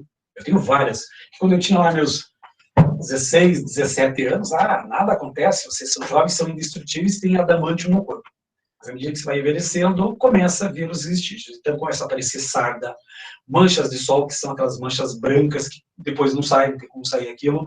Então cuidem. Então minha recomendação, cuidem enquanto o seu corpo é jovem. Vocês se adaptam muito fácil. Então procure usar protetor. Hoje tem protetor solar para rosto, protetor solar para mão, protetor solar para grande, que você vai para praia, essas coisas do gênero. Mas usem. Vão sair, usem protetor solar. Então essa é a dica da Lu hoje. Usem protetor solar. Não é propaganda, mas é parte da nossa saúde que está aqui. Então, esses são os dois raios que precisam ser evitados, o UVB e o UVC. E a camada de ozônio fazia esse processo, ou diminuiu a quantidade, ou ficou literalmente buracos da camada de ozônio. Como é que funciona esse ozônio? É lógico que são reações muito mais complexas. Eu coloquei de forma simplificada. Como é que forma o ozônio de maneira natural? O gás oxigênio, 21% da nossa atmosfera, reage com o raio UV que vem lá do Sol. O raio UV pega a molécula de oxigênio, quebra a molécula de oxigênio em dois radicais oxigênios, O e O. São dois oxigênios atômicos. Um desses oxigênios atômicos reage com a molécula de O2 e produz o ozônio. Então, é assim que se produz de forma natural. É lógico que são reações muito mais complexas, eu coloco a forma simplificada. O raio ultravioleta que vem do Sol. Professor, qual ultravioleta? Todos? Todo e qualquer tipo de raio ultravioleta vai reagir com oxigênio, produzindo dois oxigênios atômicos. Um desses oxigênios reage com O2 e forma o ozônio. Como esse ozônio é uma molécula instável e mais pesada, ela começa a descer. E na hora que ela desce, ela absorve um outro raio ultravioleta. Então, repare, são duas absorções aqui, ó. Produz oxigênio mais o oxigênio atômico. E aí que vem a beleza da reação. Esse oxigênio, gás e oxigênio novamente se combinam e formam ozônio. Aí absorve outro raio ultravioleta, forma oxigênio e oxigênio atômico, que novamente se combinam e formam outro ozônio que reabsorve outra ultravioleta e vai formando uma reação cíclica. A princípio, reação que não tem fim. Melhor, que não teria fim, até o homem contribuir com o processo de danificação desse equilíbrio. É um equilíbrio. Oxigênio mais O produz ozônio. Recebe ultravioleta, volta a formar O2 e O, que novamente se combinam, formando ozônio, que absorve mais ultravioleta e vai num processo cíclico. O problema é que o homem jogou átomos de cloro, de flúor, de algum halogênio na atmosfera chamado CFC. E o que aconteceu para estragar esse equilíbrio? Então, olha só. O cloro, principalmente o cloro, ele vai reagir com ozônio, formando óxido de cloro e oxigênio. Destruiu a camada de ozônio. Só que tem um problema maior. Esse óxido de cloro, ele vai ser quebrado em cloro e oxigênio atômico. Esse cloro produzido vai pegar uma segunda molécula de ozônio e vai formar o oxigênio, e formando novamente ClO, que vai produzir de novo o mesmo cloro. É um catalisador. Repare que o cloro aparece como reagente e como produto.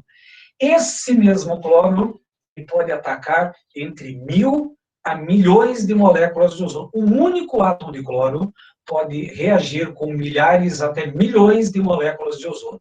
Então, o grande problema da destruição da camada de ozônio veio com os chamados CFCs, cloro, flúor, carbono, que eles reagem com o ozônio antes de ter a absorção do raio ultravioleta, formando um óxido de cloro, formando outro cloro, que vai atacar uma segunda, uma terceira, uma quarta, uma quinta, milhares, milhões de moléculas de ozônio, e aí diminui a concentração na atmosfera, o raio ultravioleta passa com mais facilidade e danifica a nossa pele e os nossos olhos. Então, o que me interessa aqui não vai cair essas reações na prova, eles podem até mostrar essas reações para vocês. Mas o que é o grande problema hoje dos buracos da camada de ozônio? Problemas de pele, envelhecimento de pele, câncer de pele, problemas nos olhos. Esses são os problemas piores causados pelos buracos da camada de ozônio. Quer ver algumas notícias aqui, ó?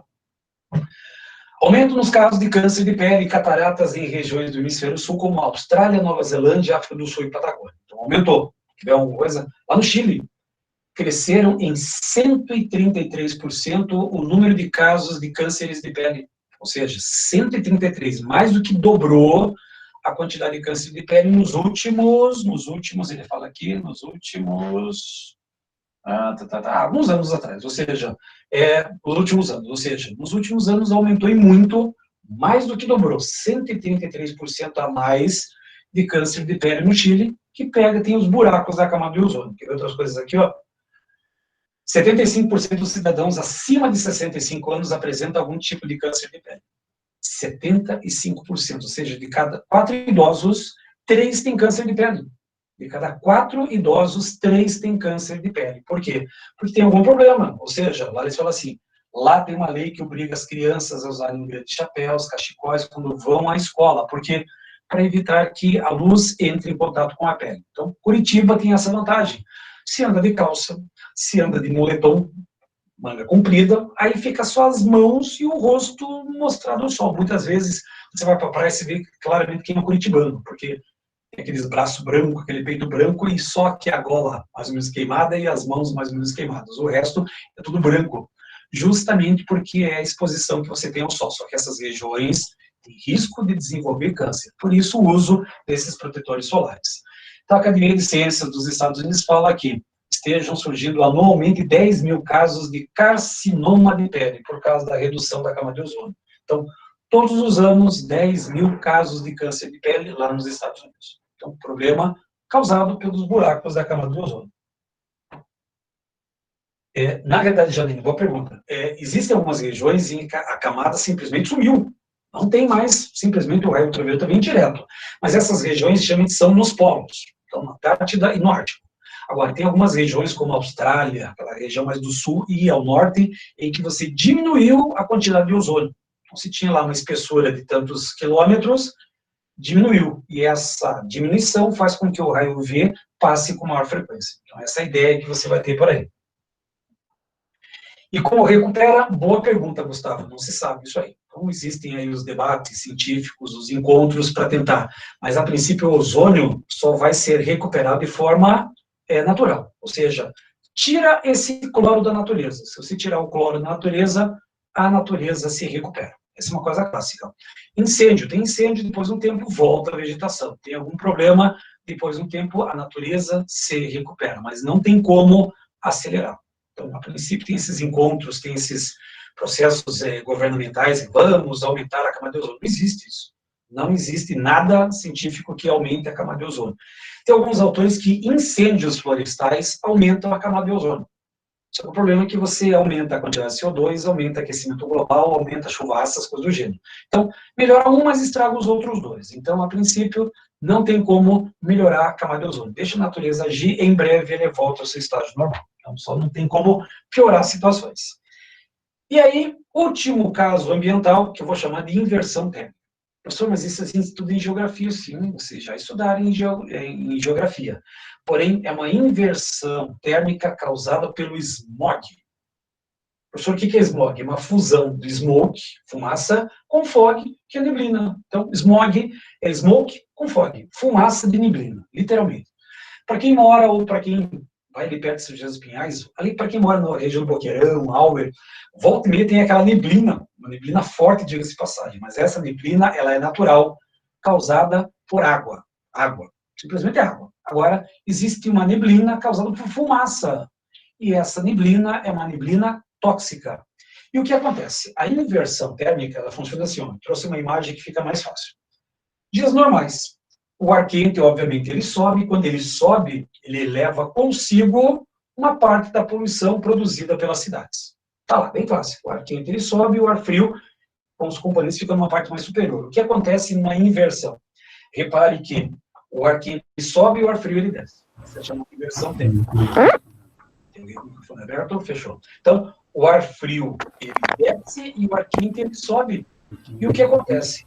Se você tem todo dia produzindo aquela poluição, está lá produzindo a poluição, de repente acontece a inversão, toda essa poluição do ar desce, e pior, essa poluição não consegue subir, e ela fica presa nas cidades.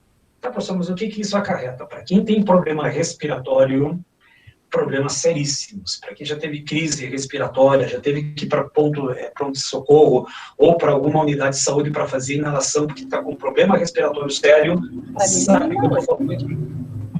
Microfone aberto. Oi, Giovana. Oi, prof. Oi, prof, tudo bem? Eu estou reclamando aqui, porque todo mundo deu oi, Giovane, mas ninguém falou oi, Adri. Mas tudo bem, tudo bem. Oi, Adri, tudo bem? Sou eu que estou lançando as notas dele, tá? Deles. Ah, ó, então, gente, ó, manda um oi lá para a Adri, porque tem que puxar o saco dela. E vocês precisam me mimar, né, gente? Eu estou me sentindo, assim, muito triste. E é mais que você tá gravidinha, hein? Isso, exatamente. Qualquer coisa eu choro.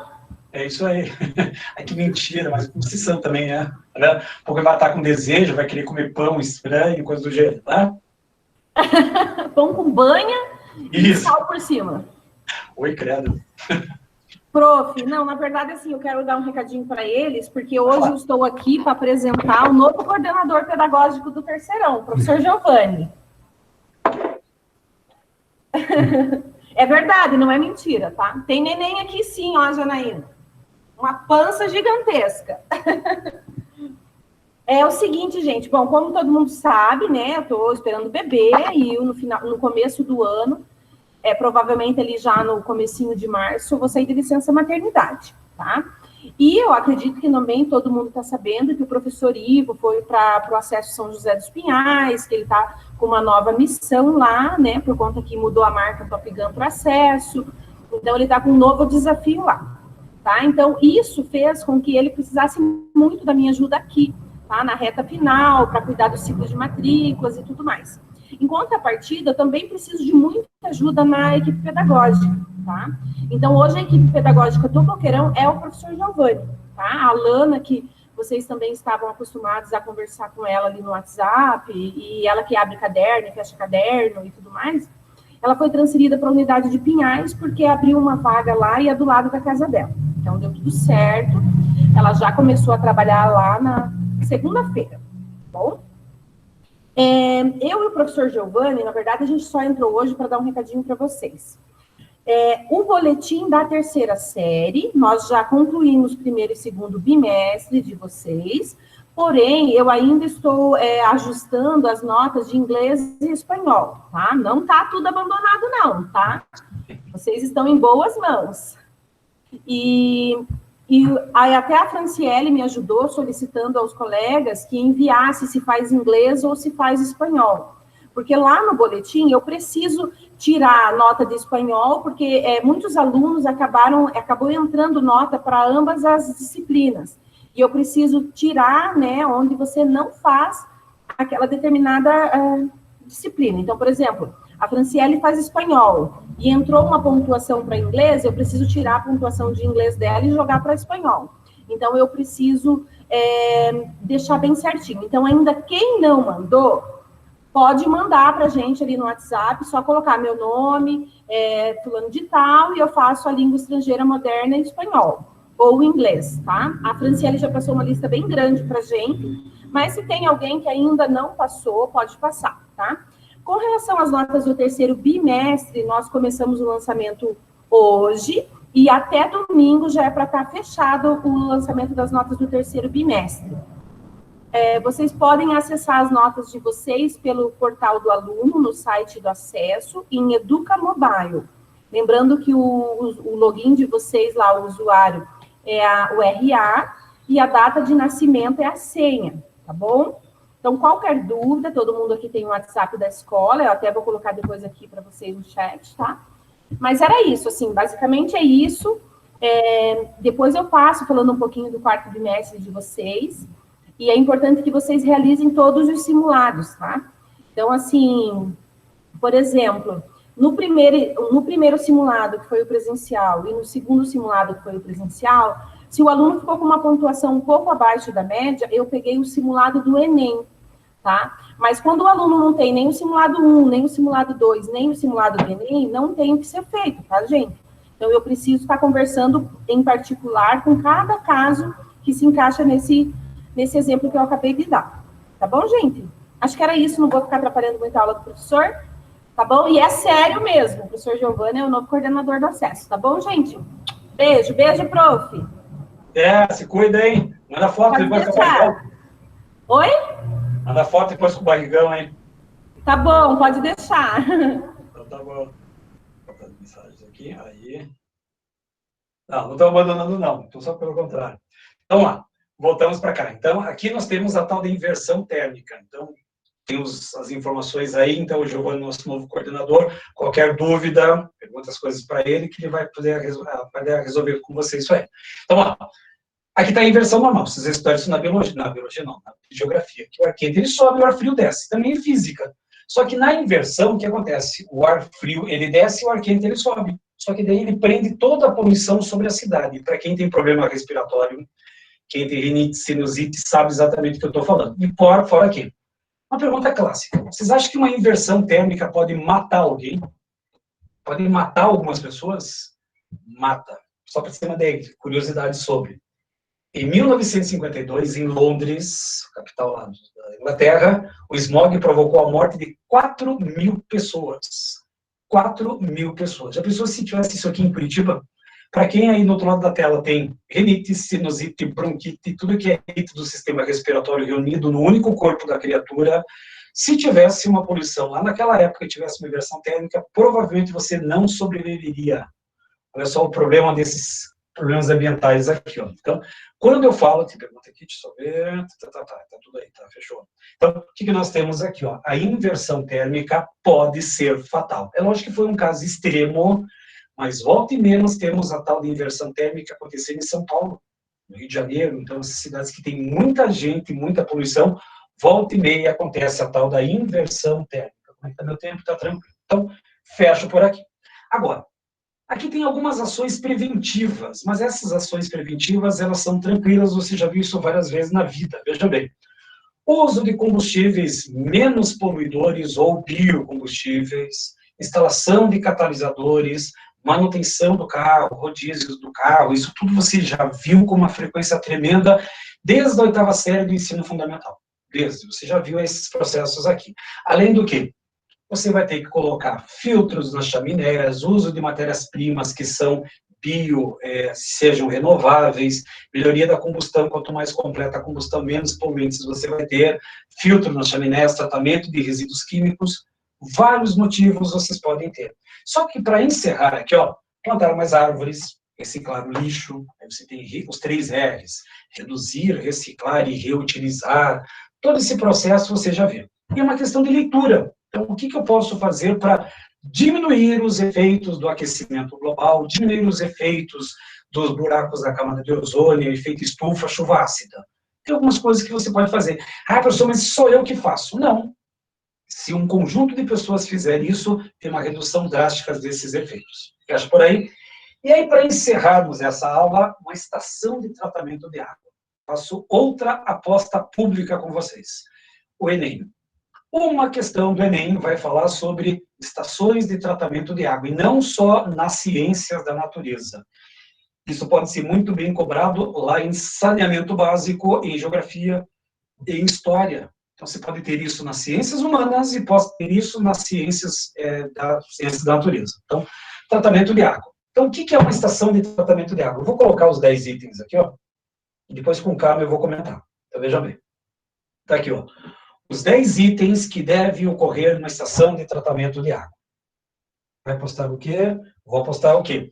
Que uma questão do Enem, pelo menos uma, posso até colocar 2, que uma questão do Enem vai cobrar a estação de tratamento de água.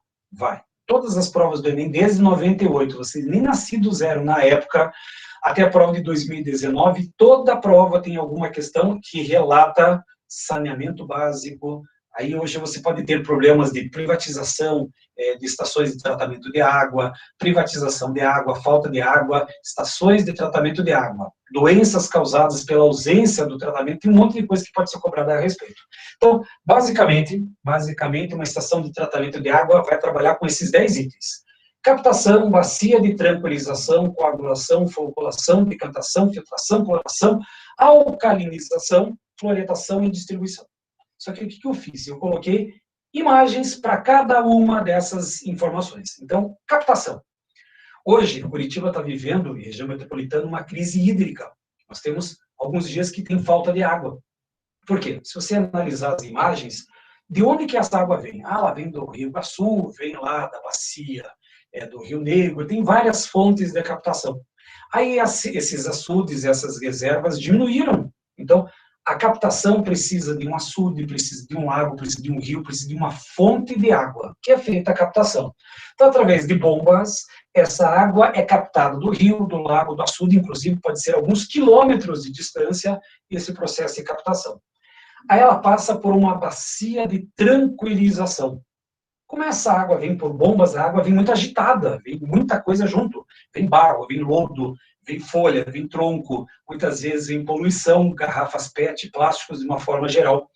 A bacia de tranquilização, ela acalma a água, diminui a agitação da água, e eles aproveitam aqui, vão colocar uma grade para evitar que folhas, árvores, troncos, plástico de uma forma geral, vá para as outras etapas da estação de tratamento. Então, a bacia de tranquilização serve para tranquilizar a água, serve para diminuir a agitação e também, de uma forma grosseira, já tirar algumas impurezas dessa água.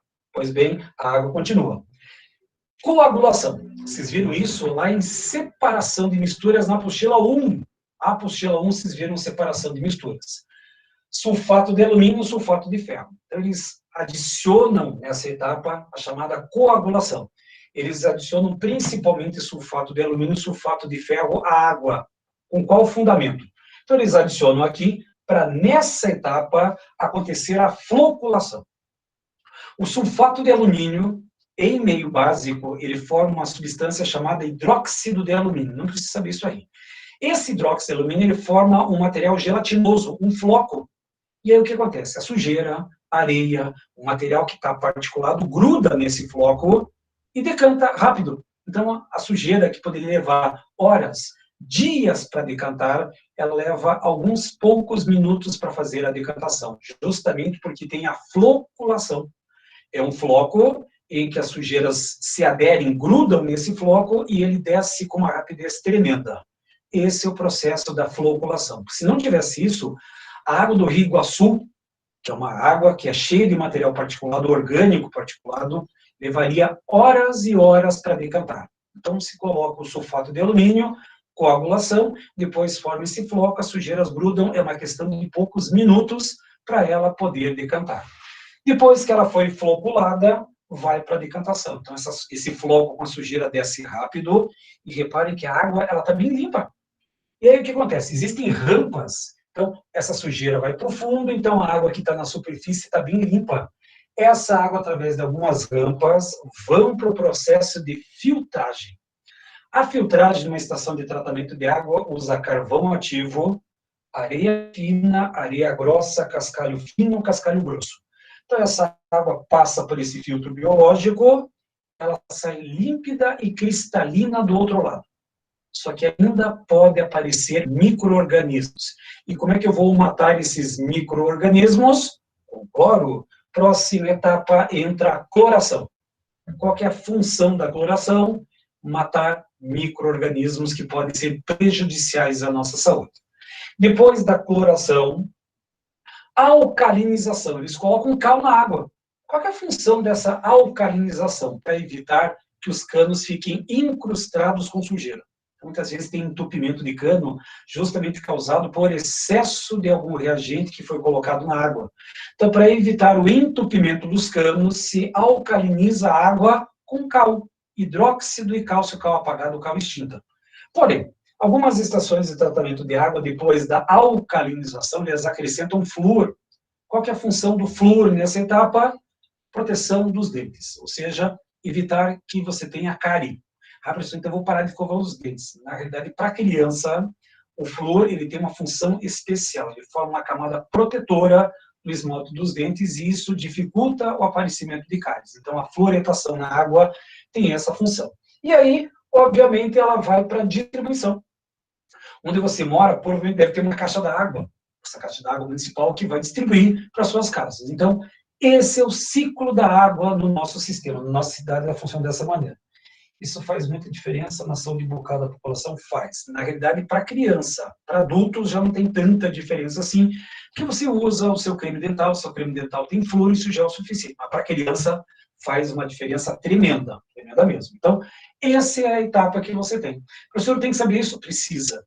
Se você tem como objetivo prova do Enem, na prova do Enem é isso que você vai ter que trabalhar. Então, são essas as características básicas de uma estação de tratamento de água. Captação, aí a tranquilização, a coagulação, a floculação, que forma os flocos, decanta, a água mais limpa passa, vai para a filtragem, clora, alcaliniza, faz a adição de flúor e distribuição. Então, basicamente, essas são as etapas que você tem numa estação de tratamento de água. Como é que está meu tempo? Passou, tem mais minutinhos aqui, ó. Só por desencargo de consciência,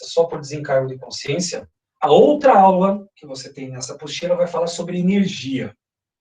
Mas é uma aula estritamente de leitura, só leitura, nada demais. Então, só bem rapidinho, só vou fazer alguns comentários, mas não tem nada espetacular. Você já vê essas aulas na 6ª série de ensino fundamental, é lógico que tem outras informações técnicas aí, mas não tem nada de importância. Primeiro, o que você entende por energia? Energia nada mais é do que capacidade de realizar trabalho. Isso é física. O que é energia? Capacidade de realizar trabalho. Então, na hora que você movimenta o braço, na hora que você chuta alguma coisa, na hora que você come, você está gastando energia porque você está realizando trabalho. Trabalho é qualquer movimentação que você faça com o teu organismo. Ou qualquer coisa, empurrei um carrinho. Você fez trabalho. Usa os movimentos de fatores, de vetores, as coisas do gênero, mas energia é a capacidade de formar trabalho. Essa energia, deixa eu colocar já as informações, ela pode ser primária ou secundária. Ensino fundamental. Fontes primárias ocorrem livremente na natureza. Sol, água, vento, gás natural, petróleo bruto são fontes que você encontra na natureza. Isso são fontes primárias. Já fontes secundárias são obtidas a partir de outras formas de energia. Então, você tem álcool, por exemplo. O etanol é uma fonte secundária, porque ela vem do álcool que é processado. Você tem lá a gasolina, deixa eu até colocar os dados aqui embaixo, aqui, ó. Eletricidade, ou seja, a eletricidade é uma fonte secundária. Por quê? Porque ela vem da água, pela agitação da água você produz a eletricidade. Gasolina, etanol são fontes secundárias. Então, fonte primária é aquela que você encontra na natureza. Se você pegar essa fonte primária e transformar numa outra fonte, vai ser chamada fonte secundária. Fácil de fazer a lembrança. Outro detalhe, fontes de energia. Renováveis e não renováveis. É fácil. Renovável que você pode produzir novamente. Se planta, tá lá. Inesgotáveis. Cana-de-açúcar produz o álcool. Acabou o álcool, planta mais cana-de-açúcar, mais álcool. Acabou, planta cana-de-açúcar, mais álcool. Agora, petróleo, ele não é renovável. Gás natural não é renovável. Carvão não é renovável. Embora ele está sendo produzido hoje, mas ele leva milhões e milhões de anos para se proceder. Então, à medida que você está tirando isso da natureza, não é o mesmo tempo que está sendo produzido. Então, isso é chamado de fonte não renovável. Fechou? E aí tem um pequeno organograma aqui, ó. Fontes não renováveis. Petróleo, carvão, mineral, gás natural, energia nuclear. Fontes renováveis. Energia solar, energia eólica, biomassa, hidroeletricidade, entre outros. Tem um pequeno esqueminha só para você ver o que é renovável e o que não é renovável. Agora, isso aqui é clássico. Então, vamos só fazer bem rapidinho aqui, principais fontes renováveis de energia. O sol. Como é que você pode utilizar a energia do sol? Ou aquecendo água, ou seja, uma fonte térmica, ou produzindo eletricidade com as chamadas células voltaicas. Então, calor, utilizando-se coletores solares. Para quem tem aquecedor solar em casa, sabe que a água fica quentinha pela energia do sol. E essas mesmas fontes, elas podem produzir eletricidade para a sua casa. Então, o sol é uma fonte de calor e eletricidade. Fácil de lembrar. Outra fonte, o vento, a energia eólica. Um tempo atrás tinha gente aí que queria estocar o vento. Para quê? Para a produção de energia elétrica através desses aerogeradores, energia eólica. Então, só para lembrar que o vento pode produzir energia elétrica através desses aerogeradores ou esse processo de energia eólica. Próxima função entra a água. Aí é o mais comum aqui no Brasil, as usinas hidrelétricas. Então, pela queda da água, energia cinética da água, transforma energia potencial em energia cinética em energia mecânica em energia elétrica, e isso distribuído para nossas casas. Então, a água constrói-se barragens hidrelétricas para a produção ou geração de energia elétrica. Então, Itaipu, como tem a foto aqui embaixo, uma das maiores usinas hidrelétricas do planeta, produz energia elétrica a partir da água. Outra fonte aí que você vai encontrar é a energia chamada biomassa. Essa é uma das mais modernas. Toda e qualquer parte da natureza, por exemplo, madeira. Nossa, sobrou uns galhos. O que se faz com os galhos? Faz pedaços menores e queima. Produz energia térmica e energia elétrica. Lixo, resto de bagaço. O que se faz com sabugo de milho? Ah, professor, joga fora? Não. Tritura ele e transforma isso em biomassa. Vai queimar numa caldeira e vai produzir energia térmica e energia elétrica. E fora aqui, dentro da biomassa vem o etanol, vem o biodiesel, que é usado nesse ônibus aí que você muitas vezes passa na frente da sua casa. Isso é biomassa. Então, a biomassa é tudo que vem de origem vegetal ou animal. Muitas vezes fezes de porco, fezes de gado pode virar biomassa através de produção de metano e adubo fertilizante natural.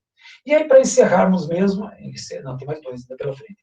Nós temos aqui a chamada energia termonuclear ou termo, simplesmente, da parte terrestre. Então, você usa o calor da Terra. Ela é uma geotérmica. Então, se usa o calor da Terra. É lógico que precisa ter alguma fonte lá de calor. Então, os geysers, por exemplo, produzem energia elétrica. Na hora que aquela água sai fervendo, na hora que ela sai, pode produzir energia elétrica. E a maré motriz usa o fluxo e o movimento das marés. Então, aqui nós temos aqui um processo, digamos assim, um piloto em que eles estão utilizando a energia das marés para a produção de energia elétrica. Isso é uma coisa constante. E é uma energia limpa. O que eu vou produzir de poluição? Talvez a única poluição são esses arcos que você tem aqui, uma poluição visual. Mas que ela vai produzir energia elétrica, vai. E aí, as principais fontes não renováveis, entra o gás natural, petróleo e carvão mineral. Mas você já teve uma aula específica disso aqui. Petróleo, carvão e gás natural. Então, aí não vou entrar muito em detalhes. E uma última fonte que você ainda vai ver, que é a fonte radiativa, urânio. usinas nucleares podem produzir energia elétrica pela fissão desse material chamado urânio. O Brasil é um grande produtor desse minério. Ponto, fecho por aí. Então, minha recomendação: vão lá na apostila, leiam os textos da apostila, vejam os slides que eu deixei disponível para vocês. É uma aula tranquila, talvez de todas as aulas que eu ministrei esse ano, é a aula mais tranquila. Somente exige a sua leitura e a sua dedicação. Lá no seu caderno do A Mais, os slides já estão disponíveis, inclusive as resoluções dos testes da apostila, que envolvem a parte dessa energia, que você acabou de ver, mas é uma coisa simples, e a parte da química ambiental. Então, vão lá, estudem, é uma aula importantíssima para o Enem, e importantíssima para a chamada química moderna, a chamada química verde. Então, vão lá, estudem, façam a leitura, façam os testes. Ótima quinta-feira, ótimo final de semana para vocês. Vejo vocês na quinta-feira da semana que vem com a Química C. A Química C agora tem bastante coisa para ser trabalhada, e principalmente Química moderna. Então, essa apostila 7 vai trabalhar muito coisa do nosso cotidiano. Fechou? Um abraço, se cuidem, fiquem com Deus. Na próxima quinta-feira, deles. Vamos lá para a aula de filosofia, sociologia, que tem mais coisas para vocês estudarem na aula de hoje. Fechou? Abraço, se cuidem.